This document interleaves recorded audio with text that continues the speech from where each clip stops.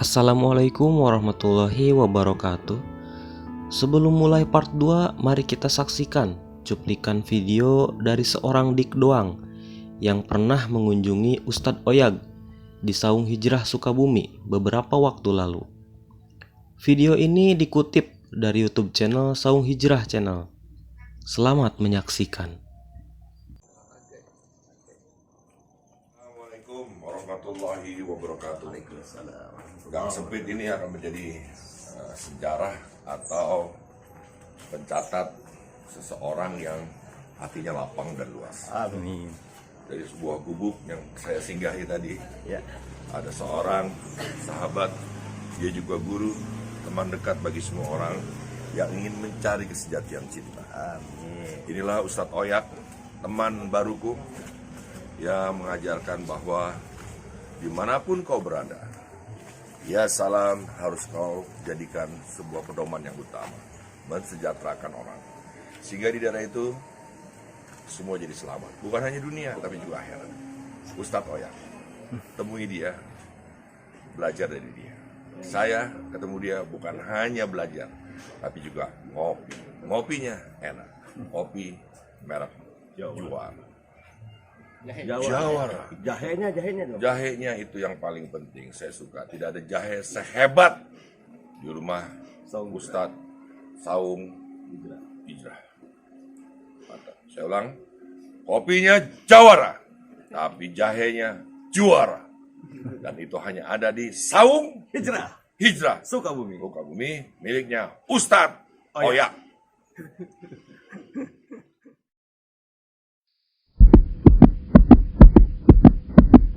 Ada. Takut jangan.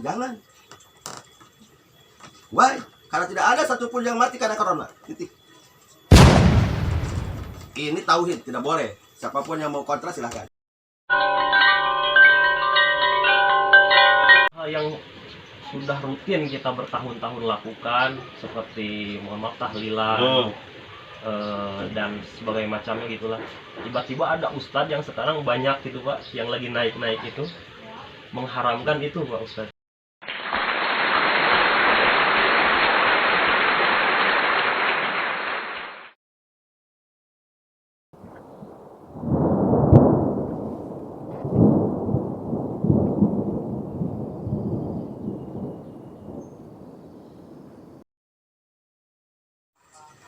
Makanya harus diperjelas.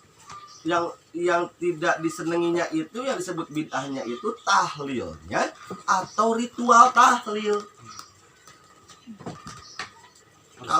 Harus lengkap dong. Jangan bicara misalkan, oh saya tahlilan bid'ah, tapi yang dimaksudnya itu waktunya, caranya. Jangan tahlil itu tidak bid'ah, bahkan dianjurkan Allah. Cuman kalau caranya ada 1 hari, 2 hari, 3 hari, 7 hari, 40 hari, ketika bisa meninggal nih, pasti bisa meninggal. Itu namanya ikhtilaf, namanya sesuatu yang masih bisa dimusyawarahkan. Tapi kalau antum bicaranya yang langsung menggeneralisir adalah tahlilan, afwan Anda. Antum pun pasti yakin yang tidak suka tahlilan, antum pun mengatakan benar omongan aneh, bahwa antum pun ingin mati ketika membawa tahlil. La ilaha illallah. Selanjutnya ada 3 pertanyaan cepat untuk Pak Ustadz. Cepat ya. Tiga pertanyaan cepat.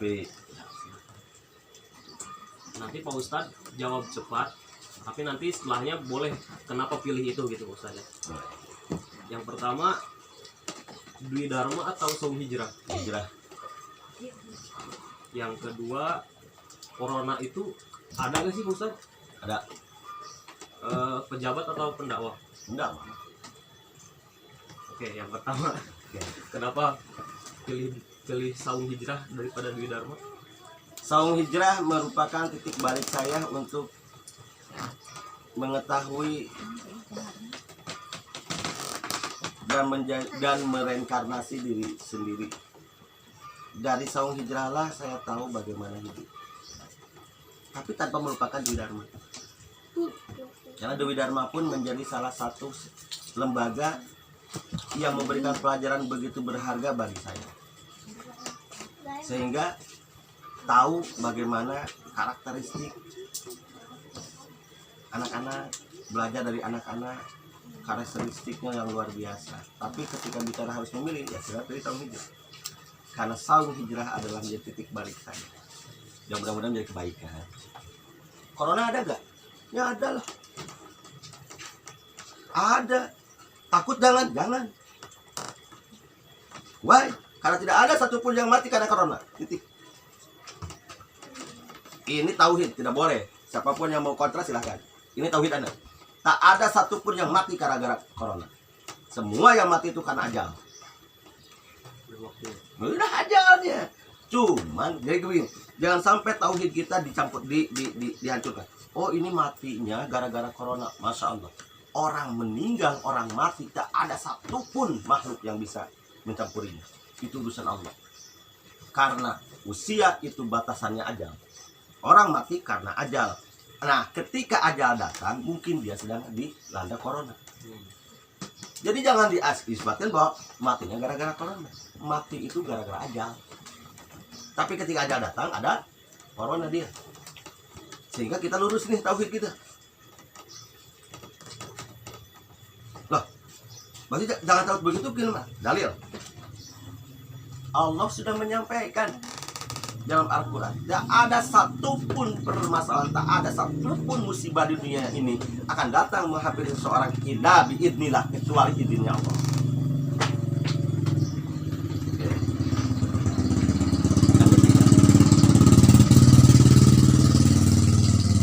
Pejabat apa pendakwah?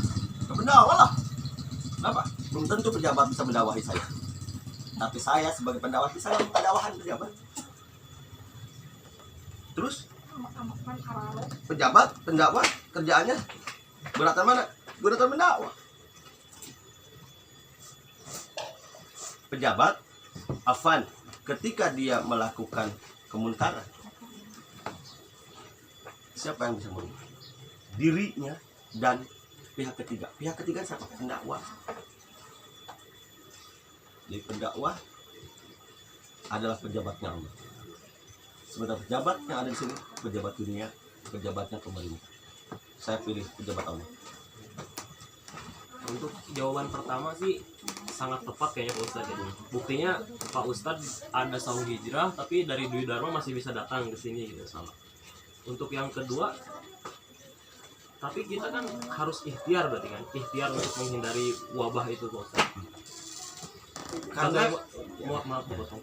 Bagaimana untuk orang-orang yang menganggap remeh dan dalam tanda petik ya ini mah cuma buatan gitu Pak Ustadz. Ada kan pendapat seperti itu? ya, karena pertanyaan ini baru muncul, maka jawabannya baru mulai. Kalau tadi kan pilih corona apa? Iya. Nah, misalkan saya katakan bahwa Ada. meluruskan dulu. Apakah ada? Ada. Terus bagaimana ketika kita mensikapi orang-orang yang hari ini menganggap sepele? Saya ingin menyampaikan kawan brother, penyakit itu Allah ciptakan yang pertama untuk menguji. Allah menyampaikan dalam Quran surat Al-Baqarah ayat 155, bisa dibuka oleh kawan, bahwa Allah akan menguji seseorang itu wa nabluwakum bisyai'in minal khawf, dengan rasa ketakutan. Ya. Terus kekurangan harta, kekurangan nyawa, Allah akan uji. Kelaparan, Allah akan uji. Bahkan penghasilan pun berkurang, itu pun akan Allah uji. Menguji apa? Menguji kesabaran kita. Nah, masuklah sekarang. Orang yang menganggap sepele itu karena mungkin mengartikan sabar itu hanya pasrah. Tidak ada usaha. Nah, mari kita lakukan sebuah kajian tentang sebuah sabar. Allah menyampaikan di dalam Al-Quran, misalkan Al-Baqarah 45, wasta'inu bisobri wassalah. Minta tolonglah kepada Allah dengan dua hal. Jadi kalau hari ini ada pandemi, minta tolongnya dengan dua hal. Satu, sobar, wasta'inu bisobri, dengan sobar. Yang kedua, sholat, sobar dengan sholat. Sholat doa, sobar ikhtiar. Tidak dikatakan seseorang sobar kalau dia tidak ikhtiar, lalu dia tidak dikembalikan kepada Allah. Poinnya ini. Jadi sobat itu bukan hanya sekedar menerima, berarti sobat ya? Bukan.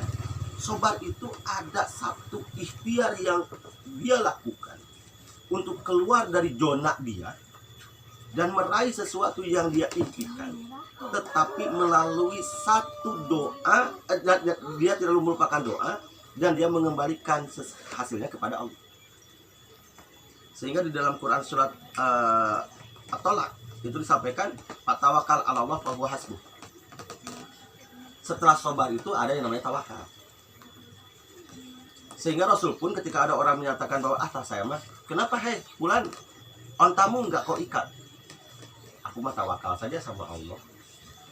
Kata Rasulullah, tawakal itu orang pesimis. Lu lakukan dulu, ikat dulu itu onta. Kalaupun nanti hilang atau tidak, itu baru pasrahkan sama Allah. Endingnya, hilang, tapi lu udah melakukan ikhtiar, udah mengikat nih, tapi ternyata masih hilang, berarti di situ baru tawakal, bukan tawakal. Di sini sabar itu artinya ada proses yang harus dilakukan. Bagaimana menghadapi pandemi ini? Proses yang dilakukan. Tadi ketika pemerintah mengatakan 3M, 4M, 5M, jaga jarak, pakai masker kayak gitu, divaksin. Sekarang banyak yang mengatakan apa vaksin? Saya masih simple. Kalau orang divaksin, kalau belum waktunya mati nggak, kalau belum waktunya ajalnya datang nggak bakal mati. Jadi itu vaksin itu ikhtiar juga. Ikhtiar kita kepada Allah. Makanya tadi karena pertanyaan tidak berbicara tentang ikhtiar, saya nggak menjawab ikhtiar. Tapi saya melakukan sebuah niat sobar. Artinya sobar itu melakukan ikhtiar maksimal. Ada ikhtiar yang dilakukan oleh kita untuk menjauhi dari pandemi ini, tapi endingnya kembalikan kepada Allah Subhanahu wa ta'ala. Itu sobat. Yang masalah pejabat atau pengabdi, saya melebar itu saja. Pengabdi itu Pak Ustadz nggak tertarik sama sekali, sedikit pun gitu. Pasti saya yakin lah ada lah tawaran untuk Pak Ustadz gitu. Ya, dulu pernah menggebu-gebu. Tahun? Ya udah dulu sebelum hijrah itu. Sekarang alhamdulillah sudah semakin tidak tertarik. Kenapa tidak tertarik? Bukan berarti kan gini, karena setiap manusia itu kan punya porsi masing-masing kan. Ada porsi yang jadi pejabat, ada yang porsinya jadi ustadz, itu kan semuanya jadi pejabat, siapa yang jadi ustadz? Tapi kalau secara kapasitas kayaknya Pak Ustadz mumpuni lah, meskipun ada porsinya tadi Pak Ustadz. Ya, jadi pejabat itu ataupun jadi abdi ya. Abdi itu kan bahasa halusnya hamba. Hebat. Rasulullah Shallallahu Alaihi Wasallam itu ketika Isra tidak dipanggil nabi, tidak dipanggil rasul, tapi dipanggil hamba, abdi. Subhanalladzi asra bi abdihi. Tidak bi rasulihi, tidak bi nabihi, tapi bi abdihi. Seorang hamba, seorang abdi, pejabat, abdi negara, berarti seorang yang memang sudah ikhlas, sudah benar-benar ridho menjadi pelayan masyarakat. Belajar dari Umar bin Khattab, Sayyidina Umar bin Khattab, belajar dari Sayyidina Utsman bin Affan, belajar dari sahabat-sahabat Rasul yang lain, di mana beliau sebelum jadi pejabat beliau kaya raya, ketika dia jadi pejabat miskin. Kenapa? Karena hartanya disalurkan. Nah, hari ini saya takut. Tapi walaupun bagaimana banyak pejabat-pejabat yang ikhlas, alhamdulillah. Tapi untuk kapasitas, setiap orang punya kapasitas. Setiap orang punya kesempatan dan punya pengetahuan untuk hal itu. Tapi untuk pertanyaannya, kenapa tidak tertarik? Biar hidup ini apa? Iramanya jalan. Ada pejabat, ada rakyat, ada dai, ada ustad, saya pilih ustad aja. Karena pejabat ya kawan-kawan yang ngomong, walaupun memang adalah tawaran itu ya. Alhasil disinilah trik Allah bentengi kita. Qadarullah, saya bersyukur kepada Allah masih membentengi diri kita ketika tawaran itu datang, tapi endingnya fulus. Afan ada ngomong nih jujur teuing kan ya lah. Ketika bicaranya endingnya pulus ya udahlah saya mah karena dalam koidahnya juga ada kan yang nyogok dan disogok sama-sama neraka Afan. Baru-baru saya neraka ge hese patas kan. Satu lagi Pak Ustadz, kenapa orang sekarang itu mati-matian untuk jadi wakil rakyat?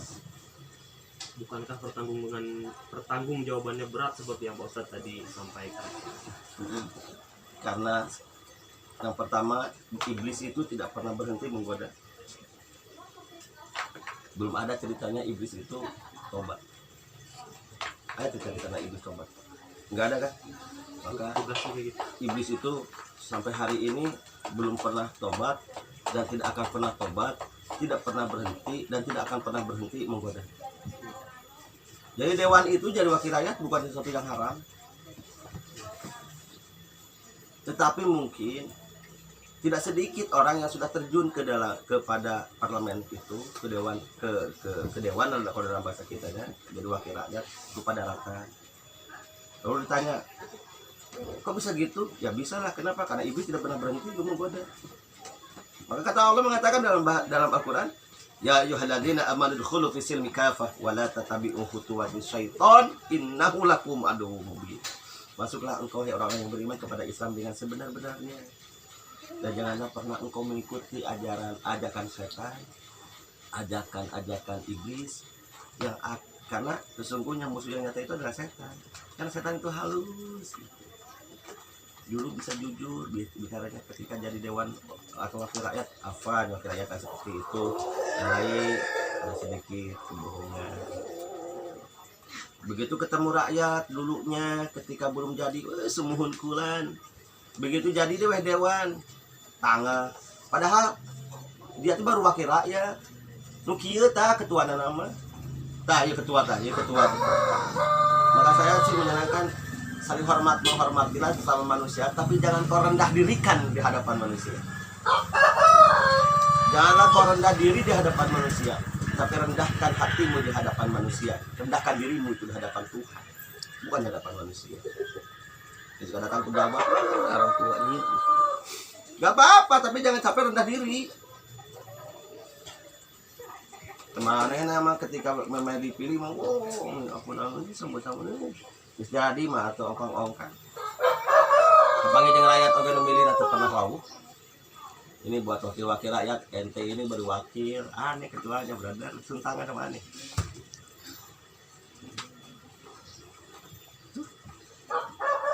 Ada lagi? Untuk sementara cukup Ustaz. Episode berikutnya. Iya, episode berikutnya. Pertanyaan Makin masih menarik. banyak. Cuman kayaknya kalau diselesaikan sekarang nggak bisa karena Ustaz juga kan pasti ada acara. Insyaallah. Pokoknya ikuti aja channel ini, apa namanya?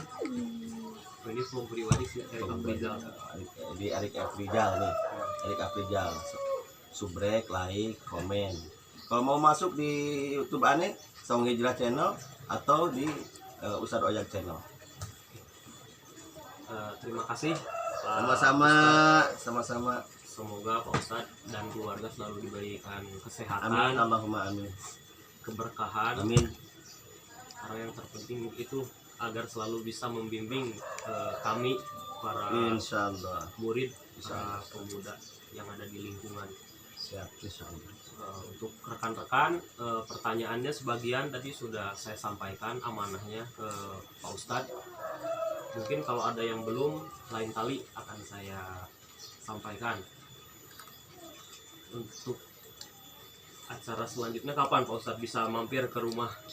Insyaallah nanti kita kontak-kontak aja. Ya, Nanti mungkin giliran dari Saung Hijrah yang datang ke Erik. sangat ditunggu Pak Ustadz. Dan ini mudah-mudahan channel ini menjadi channel yang akan memberikan rahmat dari Allah Subhanahu wa taala.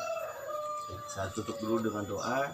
Kita berdoa sama Allah, kita meminta rahmat kepada Allah sebagaimana para pemuda meminta rahmat di satu gua namanya Gua Kahf. Sehingga ada dalam surat Al-Kahfi ayat ke-10. Mereka meminta kepada Allah, tidak meminta uang, tidak meminta jabatan, tapi mereka memintanya adalah rahmat. Rabbana atina min ladunka rahmatan wa hayyi lana min amrina rasada. Mudah-mudahan kita dirahmati Allah Subhanahu wa taala dunia dan akhirat. Amin. Sekian, terima kasih. Wabillahi taufik wal hidayah. Wassalamualaikum warahmatullahi wabarakatuh. Waalaikumsalam warahmatullahi wabarakatuh.